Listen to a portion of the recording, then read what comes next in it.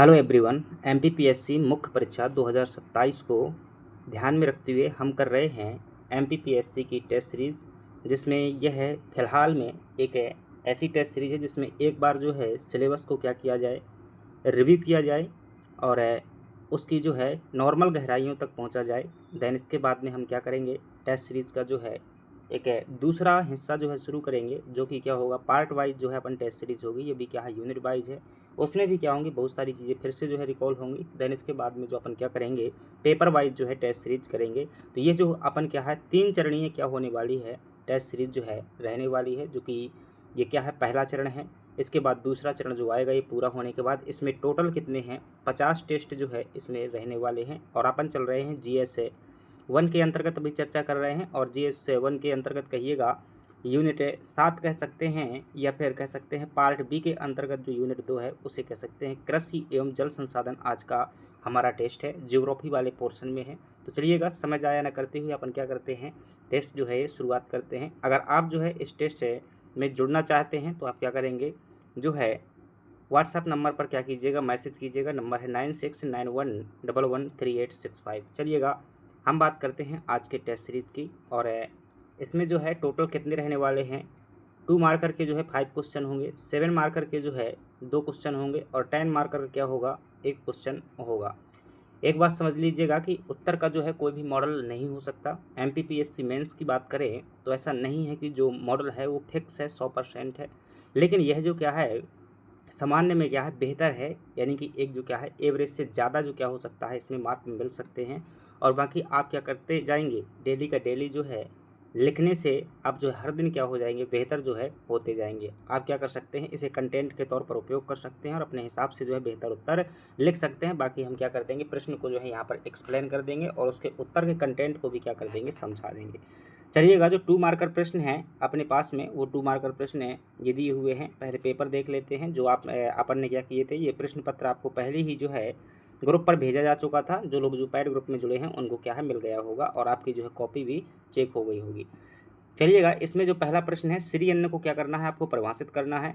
Drip irrigation एवं drip सिंचाई और स्प्रिंकलर सिंचाई तकनीकी में क्या करना है मुख्य अंतर जो है आपको क्या करना है स्पष्ट करना है। द्वितीय हरित क्रांति का जो है मुख्य उद्देश्य क्या था ये बताना है। देन इसके बाद में जो है राष्ट्रीय जल नीति जो 2012 का प्राथमिक लक्ष्य क्या है वो बताना है। इसके बाद जो है केलो बहुउद्देशीय परियोजना ये मध्य प्रदेश के किस जिले में, मध्य प्रदेश में ऐसी कोई परियोजना नहीं है, यह जो है छत्तीसगढ़ में है। तो यहाँ पर प्रश्न थोड़ा सा क्या हो जाएगा चेंज हो जाएगा। यहाँ पर लिखिए केलो बहुउद्देशीय परियोजना, बस इतना बस जो क्या कर लीजिएगा लिख लीजिएगा, इतना बस क्या रहेगा ये प्रश्न जो है रहने वाला, क्योंकि छत्तीसगढ़ में है तो MP ज्योग्राफी का ये क्वेश्चन हो सकता है। तो ठीक है, तो केलो बहुउद्देशीय परियोजना पर रखिएगा इसको। तो बाकी जो है क्योंकि ये मध्य प्रदेश में नहीं है तो प्रश्न गलत हो जाएगा, यहाँ तक जो है प्रश्न सही रहेगा। चलिएगा इतना प्रश्न जो है आपका रहने वाला है। ये 2 मार्कर हो जाएंगे। प्रत्येक का उत्तर जो है 20 शब्द के अंतर्गत देना है।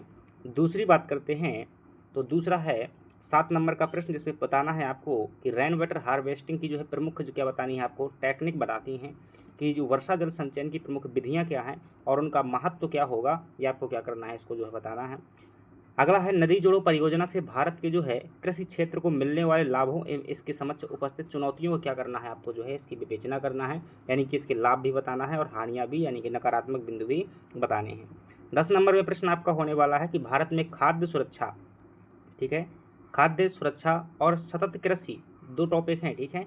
खाद्य सुरक्षा एवं सतत कृषि को जो है बढ़ावा देने के लिए कौन कौन सी जो है स्ट्रेटजी अपनाई गई हैं, उन स्ट्रेटजियों को जो क्या करना है आपको बताना है। और देन इसके बाद बताना है कि मध्य प्रदेश में जो है इसके लिए क्या प्रयास किए गए हैं। ये खास तौर से खाद्य सुरक्षा के लिए जो है और सतत विकास के लिए मध्य प्रदेश के क्षेत्र में क्या प्रयास किए गए हैं ये आपको क्या करना है बताना है 10 मार्क में। चलिएगा अपने जो है हम इनके क्या करते हैं उत्तर देखते हैं। और उत्तर में पहला प्रश्न है जहाँ आपसे पूछा गया है कि श्री अन्न जो है को परिभाषित कीजिएगा। देखिएगा यहाँ पर 4 जो है पॉइंट लिखे हुए हैं, लेकिन मुझे अच्छे तरीके से पता है क्योंकि मैं भी क्या हूँ एक्सपीरियंस हूँ, जो है पहली बार नहीं मेंस मुझे देना है, ना ही जो एक जो है काफ़ी समय से क्या है मुझे जो है उत्तर लेखन का जो है आइडिया है। और इतना उत्तर जो है वहाँ पर नहीं लिखा जा सकता, मेरा सीधा सा जवाब है, ठीक है। मेंस की कॉपी में जो है आप इतना उत्तर नहीं लिख सकते हैं 2 मार्कर में। तो आप इनमें से जो क्या कर सकते हैं बेहतर कंटेंट जो भी आपको 3 पॉइंट लगें वो क्या कर सकते हैं, आप उनको जो है निकाल सकते हैं। और ये संभव नहीं है कि आप जो है इतना, कितने शब्द हो रहे हैं, 1 2 3 4 5 6 7 8 9 10 11 12 13 14 15 16 17 18 19 20 21 22 23 24 25 26 27 28 29 30 31 32 शब्द हो रहे हैं। और इतना जो है वहाँ लिखने की आवश्यकता नहीं है। आपको जो MPPSC ने आदर्श शब्द सीमा दी है वो 10 से 20 शब्द दी हुई है, यानी कि अगर आपका उत्तर 10 शब्दों में जो है प्रश्न का भाव स्पष्ट कर देते हैं तो बेहतर है। अगर अधिकतम जो है नहीं होता है तो आप 20 शब्द तक जो क्या कर सकते हैं, उसको भाव स्पष्ट करने में ले सकते हैं। कोई ज़रूरी नहीं है कि 4 लाइन में उत्तर दिया जाए। अगर प्रश्न ही नहीं पूछेगा इतना तो क्या करोगे। परिभाषा पूछ रहा है, अगर परिभाषा आप क्या है 1 लाइन में स्पष्ट कर पा रहे हैं तो कोई दिक्कत नहीं है, 1 लाइन में स्पष्ट कर दीजिएगा। और यदि फिर भी नंबर नहीं मिलते हैं तो आप क्या है बताइएगा, जो नंबर नहीं मिलते हैं तो कैसे, ऐसा हो ही नहीं सकता है। अगर नहीं मिलते हैं तो फिर क्या है, एग्जामिनर का मूड है वो नहीं देता है। वरना प्रश्न की अगर मांग को पूरा कर दिया जाए तो नंबर क्या होना चाहिए, मिलना चाहिए। तो श्री अन्न किसे कहते हैं, तो श्री अन्न जो है दरअसल ये मोटे अनाज को कहा जाता है। किसे कहा जाता है, जो भी मोटा अनाज था, खासतौर से बाजरा, मक्का, ठीक है, ज्वार, कोदो, कुटकी इत्यादि जो क्या होता है मोटा अनाज होता है। इसमें क्या पाए जाते हैं, बड़ी मात्रा में जो है पोषक तत्व पाए जाते हैं। क्या पाए जाते हैं, पोषक तत्व पाए जाते हैं। इनको प्रोत्साहन करने के लिए जो है गवर्नमेंट ने, खासतौर से इंडियन गवर्नमेंट ने बजट में जो है इसके लिए क्या किया था, श्री अन्न जो है इसे क्या दिया गया था, नाम दिया गया था। तो क्या कहेंगे कि परिभाषा में आप बता सकते हैं कि पोषण या पोषक तत्वों से, पोषण से भरपूर मोटे अनाज का आधिकारिक नाम ही क्या है, श्री अन्न है। ये क्या हो जाएगी, परिभाषा हो जाएगी। अब ये सभी की सभी क्या लिखी हुई हैं, विशेषता लिखी हुई हैं। तो क्या कर सकते हो, इनको चाहो तो इग्नोर कर सकते हो, लेकिन अगर हाँ 5 नंबर में टिप्पणी लिखने के लिए आता है तब आप बता सकते हैं। बहुत करोगे तो आप क्या कर दोगे, यहाँ पर उदाहरण बता दोगे, और उदाहरण में जो ये चीज़ें लिखी हुई हैं अगर कोष्टक में लिख दिया है तो उदाहरण बताने की ज़रूरत नहीं है। अन्यथा आप जो है अगर अलग से जो है, क्योंकि खाली जगह बचेगी तो वहाँ पर उदाहरण दे सकते हैं। ठीक है, कॉपी भरने के चक्कर में, दूसरे की बातों के चक्कर में जो है आपको पेपर अटेम्प्ट करना नहीं छोड़ देना है। अगर आपने यहाँ पर जो है 1.5-2 मिनट का समय ले लिया एक प्रश्न लिखने में तो क्या मतलब का होता है भाई। एक साइड जो है आगे के जो है 2 मार्कर तो कर लोगे, लेकिन पीछे के जो है 10 मार्कर आपके जो है छूट जाएंगे। तो ये सब ठंडे दिमाग से जो है पहले सोच लेना है कितना जो है संभव है और कितना संभव नहीं है। आप खुद जो है लिख करके देखिए, क्या इतना मैं लिख सकता हूँ, 4 पॉइंट पूरी की पूरी कॉपी भरी जा सकती है। तो 3 लाइन में लिखिएगा। अगर बात स्पष्ट नहीं होती है 3 लाइन में तब कभी कभी 4 लाइन यूज कर लीजिएगा, अगर जो है स्पष्ट नहीं होती है। कुल मिलाकर के फाइनली निष्कर्ष ये है कि प्रश्न के भाव को जो है स्पष्ट होना चाहिए। दूसरा प्रश्न है ड्रिप इरीगेशन। ठीक है, ड्रिप इरीगेशन यानी कि हिंदी में बोलेंगे बूंद बूंद सिंचाई और स्प्रिंकलर सिंचाई तकनीकी मुख्य अंतर बताइएगा। देखिए ड्रिप इरीगेशन कैसे होती है कि जैसे एक मैंने क्या किया, यहाँ पर जो है टमाटर का पेड़ लगाया हुआ है, ठीक है, और इसके नीचे मैं क्या करूँगा, एक जो है पाइप लगा दूंगा, पाइप से जो है एक नल जो है इसके पास में लगा दूंगा, इसके जड़ों के पास में, और यहाँ पर इस प्रकार से टोंटी लगा करके यहाँ बूंद बूंद बूंद जो पानी अपन क्या करेंगे, गिराएंगे। ये क्या होती है, बूंद बूंद सिंचाई होती है। ऐसे में क्या होता है फ्रेंड्स की फालतू की ज़मीन यहाँ की जो है सिंचती नहीं है, पानी जो है ज़्यादा बर्बाद नहीं होता है, और जो है पानी का उपयोग जो है अच्छा होता है, पूरा का पूरा पानी पेड़ में जाता है, यानी कि ये तकनीकी अच्छी होती है। फव्वारा सिंचाई में क्या होता है, स्प्रिंकलर सिंचाई में, कि इस प्रकार से एक बड़ा पाइप होता है और इसमें ऊपर एक नोजल लगाया जाता है। ये नोजल जो है चारों तरफ को क्या करता है, पानी की बरसात करता है, तो वर्षा के रूप में जो ऊपर से पानी गिरता है। अब मान लीजिए कि टमाटर का पेड़ यहाँ पर लगा हुआ है तो यहाँ भी पानी गिरेगा, यहाँ भी गिरेगा, चारों तरफ जो है गिरेगा। तो इसमें क्या होता है कि पानी की जो है बर्बादी होती है। ठीक है, तो यही क्या है, दोनों क्या सिंचाई हैं। इन तकनीकी में आपको अंतर बताना है, तो कुल मिलाकर क्या कह सकते हैं, ऐसा मत बताइएगा। ठीक है, 3 नंबर का है तो क्या हुआ, आप जो इस प्रकार क्या करेंगे, टेबल बना देंगे, इस प्रकार से 3 हो जाएंगे। एक तरफ जो है यहाँ पर आधार बिंदु लिख देंगे, यहाँ पर ड्रिप इरीगेशन, यहाँ पर जो है सिंचाई स्प्रिंकलर सिंचाई लिख देंगे। ठीक है, यहाँ पर जो है पहली हेडिंग डालेंगे तकनीक, और तकनीक में लिखेंगे यहाँ पर बूंद बूंद। ठीक है, बूंद बूंद पानी आता है, बस बूंद बूंद बस लिख लीजिएगा, और यहाँ पर लिख दीजिएगा वर्षा के रूप में, बस इतना ही लिख दीजिएगा। दूसरा पॉइंट लिखेंगे आप जो है जल दक्षता हेडिंग डालेंगे। क्या डालेंगे, दक्षता। दक्षता का मतलब होता है कितना पानी उपयोग होता है, कितना जो है बर्बाद होता है। और दक्षता में लिखेंगे कि इसकी दक्षता जो है, यानी कि ड्रिप इरीगेशन की जो दक्षता है वो कितनी है, 90 से लगा करके 95% है, और जो स्प्रिंकलर की दक्षता है वो कितनी है, 70 से 80% है। अगर और जगह आपके पास में बचती है, तीसरा पॉइंट लिख लीजिएगा क्या, खर्च। तीसरा पॉइंट डाल लीजिएगा खर्च। खर्च में डालोगे कि जो ये वाली बूंद बूंद वाली सिंचाई होती है इसमें निश्चित रूप से क्या है कि पानी ज़्यादा उपयोग होता है, लेकिन खर्चीली ज़्यादा होती है, नीचे से पाइप लगाना पड़ता है, देख रेख करनी पड़ती है। ठीक है, हर टमाटर के पेड़ में आपको क्या करना पड़ेगा, नोजल जो है लगाना पड़ेगा, मतलब नल लगाना पड़ेगा।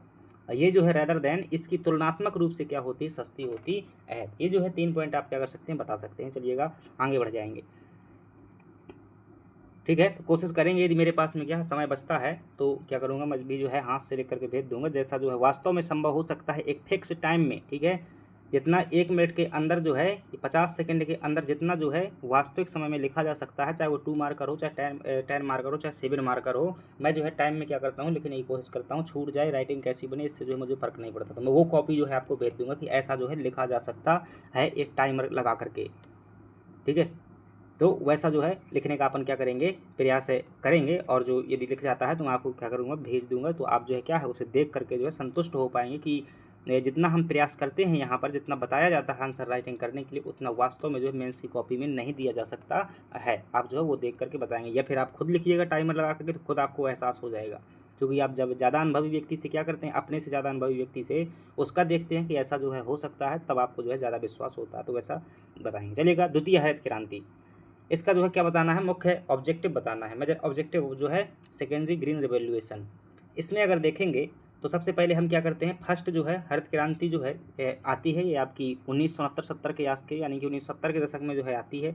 और इसमें जो है खूब खाद बीज क्या किया जाता है, खूब खाद का, खूब सिंचाई का, खूब ज़्यादा जो है तकनीकी का, टेक्नोलॉजी का, जुताई का प्रयोग करते हैं। फलस्वरूप क्या होता है, बहुत ज़्यादा जो है भारत में उत्पादन होने लगता है। उत्पादन के बाद जो है, लेकिन यहाँ पर कमी ये रह जाती है कि ये उत्पादन जो है सभी जगह नहीं होता है। ये खास तौर से बात करें हरियाणा में, पंजाब में, हाँ पंजाब, हरियाणा, दिल्ली, कुछ यूपी के कुछ हिस्सों तक जो है क्या रह जाता है, सीमित रह जाता है। ठीक है, और साथ ही साथ में इसमें क्या हो गई, मृदा की जो है क्वालिटी ख़राब होने लगी। क्या होने लगी, मृदा की क्वालिटी ख़राब होने लगी। साथ ही साथ जो ये फर्स्ट ग्रीन रिवोल्यूशन हुआ था, इससे जो है गेहूँ चावल को जो है ज़्यादा फायदा हुआ था, बाकी फसलों को जो है नहीं हुआ था।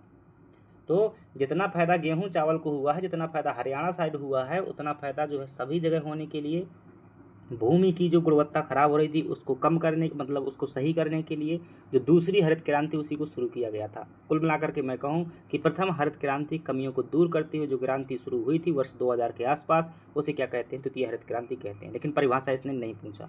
तो इसका उद्देश्य क्या था, इसका उद्देश्य कुल मिलाकर के यही था, प्रथम हरित क्रांति कमियों को दूर करना। तो आप क्या करेंगे, यहाँ पर 3 उद्देश्य जो है, 1, 2 और 3, इस प्रकार से क्या कर देंगे, 3 उद्देश्य जो है बता देंगे। पूर्वी भारत में क्या करना, कृषि उत्पादकता को बढ़ाना, क्योंकि बताया ना कि अपन जो है क्षेत्रीय असमानता उत्पन्न हो गई थी, तो सभी क्षेत्रों में उत्पादन हो सके, खासतौर से पूर्वी भारत में, इसलिए हो गया ये। दूसरा, जैविक एवं सतत कृषि विधियों को बढ़ावा देना, क्योंकि अभी तक जो है रसायनों का उपयोग किया, तो अब जैविक कृषि को जो है बढ़ावा देने की बात की जाएगी, ये दूसरा ऑब्जेक्टिव हो जाएगा। तीसरा हो जाएगा मृदा स्वास्थ्य और जल संरक्षण पर विशेष बल देना। खूब सिंचाई किया, पानी बर्बाद किया, मृदा को जो है खाद डाल के खराब कर दिया, तो उसको क्या करना, सुधारना। ठीक है, तो ये जो है 3 जो है हो जाएंगे। और लिखना चाहते हो तो लिख दीजिए, छोटे एवं सीमांत किसानों की आय में वृद्धि करना। अभी तक जो हरित क्रांति का लाभ था वो कौन ले पाए थे, बड़े किसान ही ले पाए थे, तो छोटे किसानों तक भी इसका पहुँचाना, ये क्या थे, इसके उद्देश्य थे। अगला प्रश्न है जहाँ आपसे पूछा जा रहा है कि राष्ट्रीय जल नीति जो 2012 थी, यही क्या है, भारत की जो है नवीनतम राष्ट्रीय जल नीति। इसके बाद जो है कोई राष्ट्रीय जल नीति नहीं आई थी, हालांकि 2024 में कोशिश की गई थी अभी तक, लेकिन आई नहीं हुई है। देखिएगा, संसाधन है, जल क्या है, एक प्रकार का संसाधन है। जल का उपयोग कैसे किया जाए, कहाँ किया जाए, क्यों किया जाए, इन सबको जो है क्रियान्वित करने के लिए एक क्या किया जाता है, कानून बनाया जाता है, उसी को क्या कहते हैं, राष्ट्रीय जल नीति कहा जाता है। अब ये राष्ट्रीय जल नीति जो 2012 में आई थी, कब आई थी, 2012 में आई थी। इसके क्या पूछ रहा है कि प्राइमरी टारगेट क्या थे, तो उसके जो है निम्नलिखित टारगेट थे। किसके बारे में टारगेट होंगे, जल के बारे में होंगे। पहला टारगेट था इसको, जल को जो है सीमित एवं राष्ट्रीय बहुमूल्य प्राकृतिक संसाधन मानना। तो यह इस नीति के तहत जल को क्या माना गया था, राष्ट्रीय बहुमूल्य संसाधन माना गया था, और वो भी किसका, देश का। और इसका टारगेट था कि पेयजल आपूर्ति को क्या करना, प्राथमिकता प्रदान करना, सभी जगह में क्या हो सके, पानी, पीने योग्य पानी जो है पहुंच सके, उसके लिए क्या रखा गया था, कार्य करने के लिए प्राइमरी टारगेट रखा गया था। जल उपयोग दक्षता में सुधार करना, जो जल क्या हो रहा है, बर्बादी हो रहा है, उसमें क्या करना, सुधार करना। एकीकृत जल प्रबंधन क्या करना, एकीकृत जल प्रबंधन करना। जल प्रबंधन पहले कर तो रहे थे, लेकिन अलग अलग विधियों द्वारा अलग अलग क्षेत्रों में हो रहा था, लेकिन अब क्या करेंगे, इंटीग्रेटेड जो है वाटर मैनेजमेंट किया जाएगा। इसके अलावा जलवायु परिवर्तन के प्रतिकूल प्रभावों से जो है जल निकायों का क्या करना, संरक्षण करना। तो कोई भी 3 पॉइंट क्या कर सकते हैं आप जो है लिख सकते हैं। चलिएगा अगली बात कर लेते हैं, केलो बहुउद्देशीय परियोजना। तो केलो बहुउद्देशीय परियोजना की बात करेंगे तो ये कहाँ पर स्थित है, तो ये छत्तीसगढ़ की एक परियोजना है। कहाँ की है ये, छत्तीसगढ़ की जो है एक परियोजना है। और ये किस नदी पर बनी हुई है, केलो नदी पर बनी हुई है। केलो किसकी सहायक नदी है, महानदी की जो है सहायक नदी है। इसका एक पॉइंट लाभ में आ जाएगा। लाभ क्या होगा भाई, जब बांध बना हुआ तो सिंचाई होगी और साथ में साथ क्या होगी, ऊर्जा भी जो है उपलब्ध होगी। तो क्या कह सकते हैं कि इसका लाभ जो हो जाएगा सिंचाई, या कह सकते हैं कृषि तथा उद्योग क्षेत्र लाभान्वित। उद्योगों को पानी भी मिल जाएगा और कृषि को भी क्या मिल जाएगा, पानी मिल जाएगा। साथ ही साथ उद्योगों को ऊर्जा भी मिल जाएगी, विद्युत भी मिल जाएगी। तो ये क्या हो जाएगा। चलिएगा अगली बात कर लेते हैं। अगला है कि भारत में वर्षा जल संचयन की प्रमुख तकनीकों को तथा इसके व्यवहारिक महत्व का संक्षिप्त मूल्यांकन कीजिए। ठीक है, बरसात होती है, ठीक है, आप जानते हैं कि बादल से क्या होती है, बरसात होती है। और बरसात होने के बाद पूरा का पूरा पानी क्या हो जाता है, नदियों के माध्यम से बह जाता है, अंततः जो है जहाँ से आया वहीं पहुँच जाता है समुद्र में। तो उस बहते हुए पानी को रोकने के क्या क्या तरीके हैं वो आपसे क्या है पूछे जा रहे हैं। तो एक तरफ जहाँ आप जानते हैं कि गर्मियों में हमारे यहाँ पर जल की कमी पड़ने लगती है, तो उस कमी को दूर करने के लिए साथ ही साथ में बहुत सारे क्षेत्रों में जो है क्या हो गया, ज़मीन के अंदर का पानी जो है पूरा निकल जाता है। गर्मियों में हर किसी के पास में बोरवेल हो गए हैं, ट्यूबवेल हो गए हैं, तो लोग क्या करते हैं पानी निकाल निकाल करके जो यूज़ कर रहे हैं। लेकिन जल स्तर क्या हो जाता है, धीरे धीरे घट जाता है। और इस जल स्तर के घटने से जो क्या है, पृथ्वी गर्म हो जाएगी ना, तो फिर क्या हो जाएगा, ज्वालामुखी फट जाएगा आपके क्षेत्र में। तो इन सब चीज़ों को, प्राकृतिक आपदाओं से बचने के लिए, भूजल को पुनः उतना ही करने के लिए क्या किया जाता है, वर्षा जल का संचय जरूरी है। वो कौन कौन से तरीके हैं वो आपको बताना है। तो देखिएगा, ये भूमि का हेडिंग डालने की आपको ज़रूरत नहीं होती है, यहाँ पर जो है डाल दी जाती है। तो सिंपल ऐसा परिचय लिखना है एक लाइन में कि वर्षा जल संचयन जो है, संचयन का मतलब कलेक्ट करना, जल संकट से निपटने एवं भूजल पुनर्भरण की क्या है, एक प्रभावी एवं टिकाऊ विधि है। ठीक है, इससे क्या हो जाएगा, जब पानी स्टोर कर लेंगे तो जल की कमी के समय पर यूज कर पाएंगे। साथ ही साथ में जो भूमि का पानी घट गया है वो भी क्या हो जाएगा, जब आप भरोगे ज़मीन में तो धीरे धीरे सोख सोख करके नीचे जाएगा, तो वो भी भर जाएगा। तो उसके लिए क्या है कि विधि है। कौन कौन से तरीका हो सकते हैं पानी जो है एक जगह रोकने के लिए, तो सिंपल सा है, आप ये ना लिख करके इतना सारा ना लिख पाएंगे। ठीक है, इतना सारा जो है ना लिख पाएंगे, तो यहाँ पर जो है क्या करेंगे, एक तकनीकी का जो है बॉक्स बनाएंगे बीच में, इस प्रकार से टेक्निक का बॉक्स बनाएंगे और इस प्रकार से जो है 4-5 तरीके जो है बता देंगे। जैसे कि पोखर हो जाएगा, गांव में क्या हो जाएंगे, तालाब हो जाएंगे, तालाब हो जाएंगे, टंकी हो सकती हैं, टंकी में पानी जो है स्टोर किया जा सकता है। इसके अलावा बावड़ी हो सकती हैं, गुजरात साइड में जो है बावड़ी चलती हैं। इसके अलावा जो है बांध बनाए जा सकते हैं। तो ये सभी क्या हो सकते हैं, वर्षा जल को संचय करने के तरीके हो सकते हैं। ठीक है, जैसे यहाँ पर लिखे हुए हैं हेडिंग के रूप में, हालांकि ऐसे जो है मत लिखना, बॉक्स में लिखना, क्योंकि बॉक्स में जो है कम समय में उत्तर जो है देना संभव हो सकता है। तो छत वर्षा जल का संचय, जैसे बहुत बड़ा छत है हमारा, इस छत को क्या करें भाई, इसमें पूरा पानी निकल रहा होगा तो एक बिंदु से क्या करें, इस पानी को जो है निकाल लें और फिर बाद में जो है इसे स्टोर कर लें टंकी में। तो एक तरीका हो सकता है। दूसरा है पारंपरिक संरचनाएं, तालाब देखा होगा, बावड़ी देखा होगा, जोहड़ खदीन का निर्माण। खदीन मतलब बड़ी बड़ी खदानें ऐसे जो है खोद दी जाती हैं, यहाँ पर पानी भर लिया जाता है। जोहड़ क्या होते हैं, एक प्रकार के जो है कुएँ होते हैं, राजस्थान साइड में जो है देखने को मिल जाते हैं। चेक डैम, जो नदी नाले में पानी बहता है, इकट्ठा पानी आता है, जैसे यहाँ पानी वर्षा यहाँ से बह करके अंततः बह करके एक नाले से जो है पानी गुजरता है। अगर इस नाले में जो हम बहुत बड़ा डैम बना दे मजे का, तो इसमें क्या हो जाता है, पानी जो है यहाँ पर स्टोर किया जा सकता है। तो नदियों और नालों पर छोटे बांध बनाकर जल रोकना क्या कहलाता है, चेक डैम जो है कहलाता है। तो ये क्या हो जाएंगे, तकनीकी हो जाएंगे। पूरे में नहीं बनाना है, 5 तकनीकी बता देना है, फिर उसका इंपॉर्टेंट भी बताना है। तो इस प्रकार से क्या करोगे, इसका महत्व भी जो है इस प्रकार से 3 महत्व जो है आप बता दीजिएगा लास्ट में। जब आप किसी क्षेत्र में क्या करोगे, पानी भर दोगे तो सोख करके नीचे जाएगा कि नहीं जाएगा, तो आप कह देना कि भूजल स्तर में वृद्धि। पूरा इतना लिखने की जरूरत नहीं है। ठीक है, सिंपल लिख देना, भूजल स्तर में वृद्धि। दूसरा लिख देना, शुष्क मौसम एवं सूखा काल में सिंचाई एवं पेयजल। इसके लिए एक शब्द हो सकता है, क्या है, इसके लिए एक शब्द हो सकता है कि जल संकट से निपटना। क्या हो सकता है, जल संकट से निपटना। ये बहुत ज़रूरी है, जो बड़ी पूरी लाइन को एक शब्द में पिरोने के लिए आपको क्या है, पिरोना पड़ेगा। क्योंकि अगर कम समय में, ठीक है, दिए गए समय में क्या करना है, आपको जो अपनी बात पूरी तरीके से कहनी है, भाव स्पष्ट करना है, तो अनेक शब्दों के लिए एक शब्द सोचना पड़ेगा। ये कहाँ से आएगा, जो कहते हैं ना कि गहराई से नई चीज़ें पढ़ना चाहिए, तो कहाँ से आएगी भाई। आप लोग कहते हैं कि आंसर राइटिंग नहीं बनती है, जब तक दिमाग में चीज़ें नहीं होंगी, जब तक आप वो चीज़ नहीं पढ़े होंगे, तो कैसे क्या कर पाएंगे, तो कर पाएंगे। सिर्फ सिलेबस का की पॉइंट रट लेना जो है काफ़ी नहीं है, क्योंकि बहुत सारी चीज़ें होती हैं जो क्या करती हैं आंसर राइटिंग में जो है आपको परफेक्ट बना पाती हैं। तो उन सभी चीज़ों को जो है पढ़ने के लिए आपको क्या करना होगा, अच्छे तरीके से पढ़ना होगा, हर चीज़ को जो है गहराई से पढ़ना होगा, हर शब्द का मतलब जो है पता होना चाहिए। तो कुल मिला करके एक टॉपिक को बहुत गहराई में पढ़ो, खुद में खुद जो है आप हर शब्द का मतलब निकालना सीख जाएंगे। ठीक है। और वो बात अलग है कि आप जो है सिलेक्शन के बाद में जो कुछ भी बोल देते हैं कि सिलेक्टेड नोट्स पढ़ो, सिलेक्टेड शब्द पढ़ो, सिलेक्टेड टॉपिक पढ़ो, वो सब बात की बकवास बातें होती हैं। ठीक है, हम भी ऐसे बोलेंगे कभी एक ज़माने में। शहरी बाढ़ जो है, अगर आप क्या करोगे, पानी जो है जैसे यहाँ से नदी आ रही है, इस पानी को रोक कर क्या कर लोगे, स्टोर कर लोगे। तो यहाँ पर जो आगे पानी जाएगा उतनी मात्रा में नहीं जाएगा, तो फिर आगे जो है शायद घने शहर होंगे, घनी आबादी वाले शहर होंगे, तो वहाँ पर जो है बाढ़ नहीं आएगी। तो शहरी बाढ़ पर क्या किया जा सकेगा, कंट्रोल किया जा सकेगा। ये क्या हो जाएंगे, महत्व हो जाएंगे। महत्व जो है आप ऐसे भी बता सकते हैं, महत्व का यहाँ पर डिब्बा बनाइए, इस प्रकार से त्रिभुज बना करके बता दीजिएगा। जितनी स्टाइल में जितना कर सकते हैं, कम समय में जो भी तरीका प्रभावी हो वो तरीका अपना सकते हैं। अंततः आपको जो है रिजल्ट में पता चलेगा।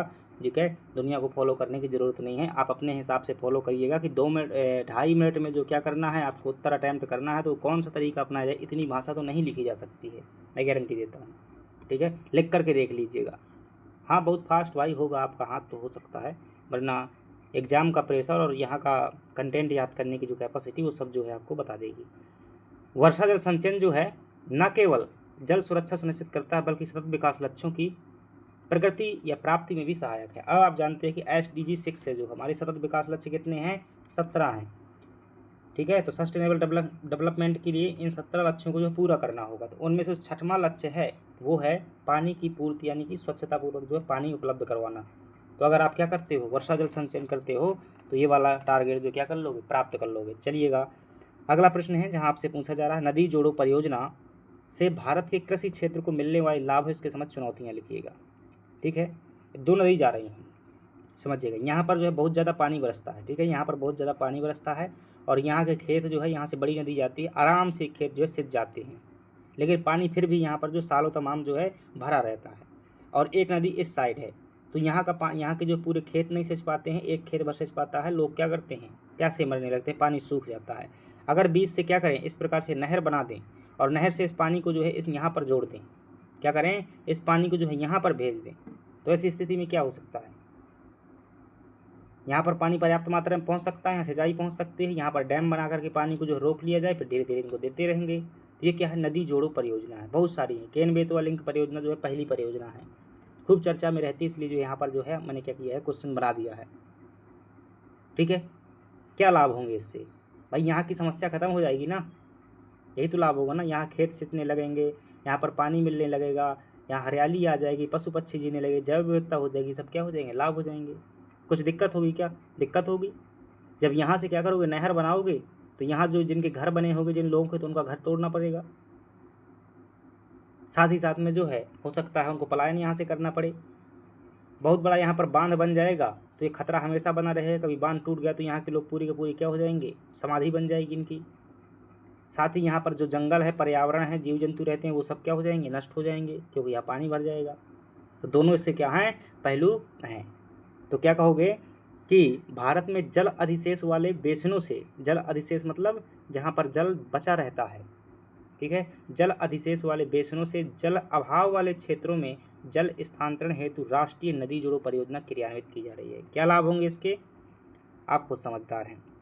सिंचाई क्षमता में वृद्धि होगी, सूखा बाढ़ पर नियंत्रण किया जा सकेगा। ठीक है, बाढ़ पर बांध बना करके पानी स्टोर कर लेंगे तो बाढ़ नहीं आएगी। सूखा के समय पर इस पानी को जो है सभी को दे देंगे तो सूखा नहीं पड़ेगा। फसल तीव्रता में, उत्पादन में वृद्धि होगी। अगर इस खेत में पानी मिलने लगेगा, 2-3 फसल निकालने लगोगे, जहाँ एक फसल होती थी वहाँ 3 फसलें होने लगेंगी, तो फिर क्या हो जाएगा, फसल उत्पादकता में वृद्धि हो जाएगी, जनजीवन शांत हो जाएगा, पेयजल को जो है पूर्ति हो जाएगी। तो इस प्रकार से बॉक्स बना करके इसको लिखिएगा, लाभ इस प्रकार से, या फिर ऐसा लिख दीजिएगा, टेबल बना करके लिखेंगे। एक साइड जो क्या कर देना, लाभ बता देना, और एक साइड क्या बता देना, इसकी चुनौतियाँ बता देना या हानि बता देना। क्या दिक्कत होगी इससे, दिक्कत ये होगी पारिस्थितिकी नुकसान, जो वन और जैव विविधता का क्या हो जाएगा, विनाश हो जाएगा। तो ये हेडिंग डालकर लिखने की जरूरत नहीं है 7 नंबर में, सीधा जो है की पॉइंट पे बताइएगा, पर्यावरण तथा जैव विविधता की क्षति, बस इतना बता दीजिएगा।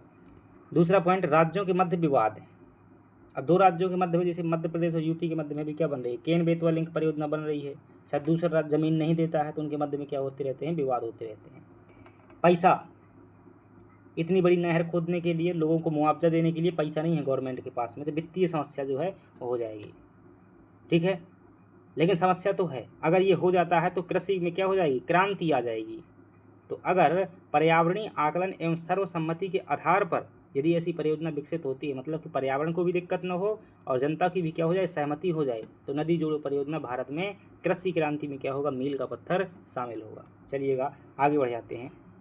लास्ट प्रश्न है हमारे पास में कि भारत में खाद्य सुरक्षा एवं सतत कृषि को बढ़ावा देने के लिए अपनाई जाने वाली प्रमुख स्ट्रेटजी बताना है। एक और कौन सी गवर्नमेंट ने जो है स्ट्रेटजी बताई हुई है, और फिर मध्य प्रदेश के संदर्भ में जो है क्या प्रयास किए गए हैं उस संदर्भ में वो भी बताना है।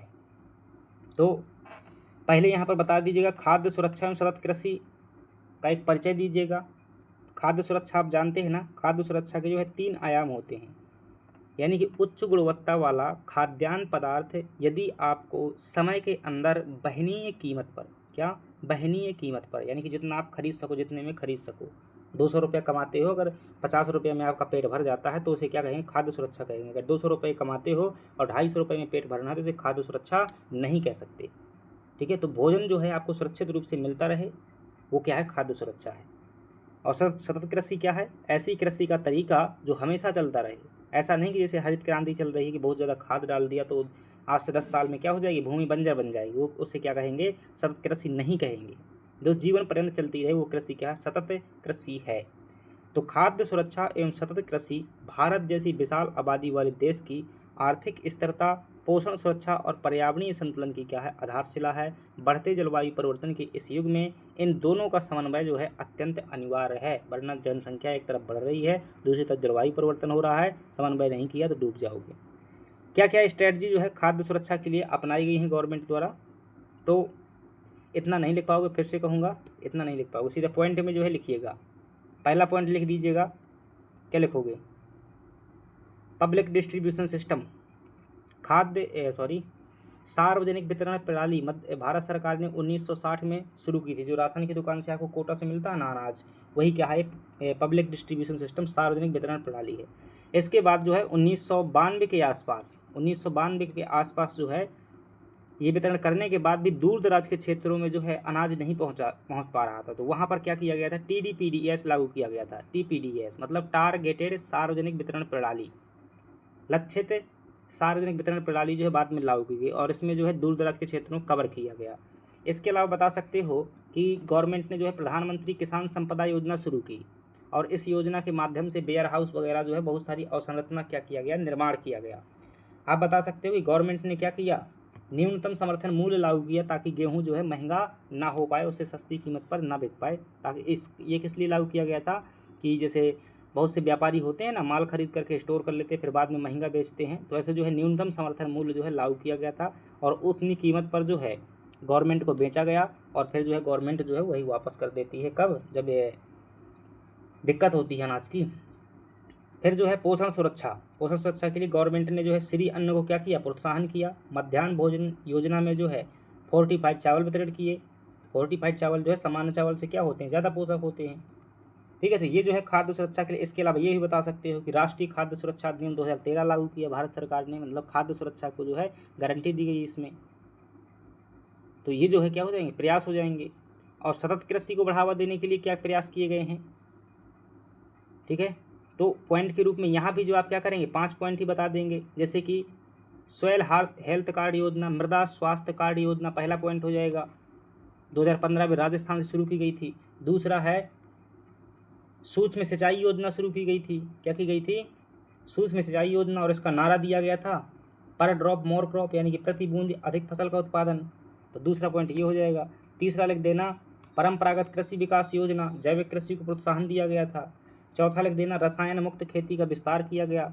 और 5वां लिख देना कि, और भी कुछ भी लिख सकते हो 5 नंबर में, ठीक है, भूमि पर जीवन जो है सतत विकास लक्ष्य कह सकते हो, या फिर कह सकते हो कि ऐसी हम नई प्रकार की जो है फसलों का विकास किया जो कम पानी में और कम उत्पादकता में होती हैं, जैसे कि बीटी कपास का क्या किया था हमने, विकास किया था जो कीटाणुरोधी बनाने के लिए।